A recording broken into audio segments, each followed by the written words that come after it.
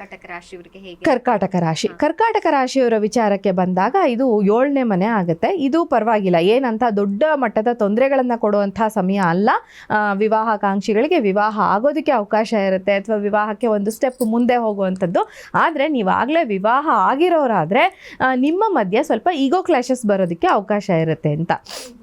ಈ ಸಮಯದಲ್ಲಿ ನಿಮ್ಮ ಒಂದು ಸ್ಪೌಸ್ ಏನು ಹೇಳ್ತೀವಿ, ಗಂಡ ಅಥವಾ ಹೆಂಡತಿ ಅಂತ ಏನು ಹೇಳ್ತೀವಿ, ಅವರು ಸ್ವಲ್ಪ ಈಗೋ ಜಾಸ್ತಿ ಇರುತ್ತೆ ಅವ್ರಿಗೆ ಆ ಸಮಯದಲ್ಲಿ.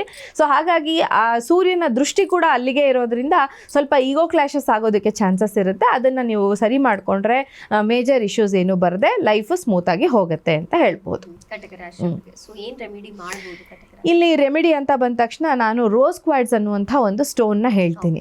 ರೋಸ್ ಕ್ವಾಡ್ಸ್ನ ಜೊತೆಗೆ ಸೂರ್ಯನಾರಾಯಣನ ಪೂಜೆಯನ್ನು ನಾನು ಹೇಳಿದೆ, ಸೂರ್ಯ ನಮಸ್ಕಾರವನ್ನು ಹೇಳಿದೆ. ಅದನ್ನು ಮಾಡ್ಕೊಳ್ಳೋದ್ರ ಜೊತೆಗೆ ಈ ಸಂಬಂಧದಲ್ಲಿ ಬಿರುಕು ಬಿಡದೇ ಇರೋದಕ್ಕೋಸ್ಕರ ನಾವು ರೋಸ್ ಕ್ವಾಡ್ಸ್ನ ಹಾಕ್ಬೋದು ಗಂಡ ಹೆಂಡತಿಯ ನಡುವೆ ಸಂಬಂಧ ಚೆನ್ನಾಗಿರೋದಕ್ಕೆ. ಹಾಗೆಯೇ ಬೇರೆ ಯಾವುದೇ ಪ್ರಾಬ್ಲಮ್ಗಳು ಅಂದರೆ ನಿಮ್ಮ ಸಂಬಂಧಗಳಲ್ಲಿ ಪ್ರಾಬ್ಲಮ್ ಇದ್ದರೆ ಅದನ್ನು ನೀವು ರೋಸ್ ಕ್ವಾಡ್ಸ್ನ ಹಾಕ್ಕೊಂಡು ಅದನ್ನು ಬಗೆಹರಿಸ್ಕೊಳ್ಬೋದು ಅಂತ. Okay okay. ಇನ್ನು ನೀವು ಕ್ರಿಸ್ಟಲ್ ಕೋಚ್ ಕೂಡ ಹೌದು, ಗೈಡ್ ಮಾಡ್ತೀರಾ ಕ್ರಿಸ್ಟಲ್ಸ್ ಬಗ್ಗೆ. ಸೊ ಸೂರ್ಯನಿಗೆ ಸಂಬಂಧಪಟ್ಟಂತಹ ಕ್ರಿಸ್ಟಲ್ ಇರುತ್ತಾ?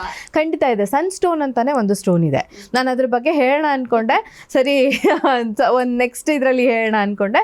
ಸೊ ಸನ್ ಸ್ಟೋನ್ ಅನ್ನುವಂತಹ ಸ್ಟೋನ್ನ ಕೂಡ ನೀವು ಧಾರಣೆ ಮಾಡೋದ್ರಿಂದ ನಿಮಗೆ ಈ ಸೂರ್ಯನ ಬಲ ದೊರೆಯೋದಕ್ಕೆ ಅವಕಾಶ ಇರುತ್ತೆ. ನಿಮ್ಮ ಜನ್ಮ ಜಾತಕದಲ್ಲಿ ಏನಾದರೂ ಸೂರ್ಯ ವೀಕ್ ಆಗಿದ್ದಾನೆ ಅಂದರೆ ಸನ್ ಸ್ಟೋನ್ ಹಾಕ್ಕೊಳ್ಳಿ, ಖಂಡಿತ ನಿಮಗೆ ಪಾಸಿಟಿವ್ ಆದಂತಹ ರಿಸಲ್ಟ್ಸ್ ಬರುತ್ತೆ ಅಂತ. ಓಕೆ, ಅಂದ್ರೆ ಒಂದೊಂದು ಗ್ರಹವನ್ನ ಪ್ರತಿನಿಧಿಸುವಂತಹ ಕ್ರಿಸ್ಟಲ್ ಕೂಡ ಇದೆ. ಹೌದು, ಬೇರೆ ಬೇರೆ ಗ್ರಹಗಳಿಗೆ ಬೇರೆ ಬೇರೆ ಒಂದು ಕ್ರಿಸ್ಟಲ್ಗಳನ್ನು ನಾವು ಸಜೆಸ್ಟ್ ಮಾಡ್ತಾ ಹೋಗ್ತೀವಿ. ಅದು ನಿಮ್ಮ ಜಾತಕಕ್ಕೆ ಅನುಗುಣವಾಗಿರಬಹುದು ಅಥವಾ ನಿಮಗಿರುವಂತಹ ತೊಂದರೆಗಳಿಗೆ ಅನುಗುಣವಾಗಿ ಇರಬಹುದು ಅಂತ.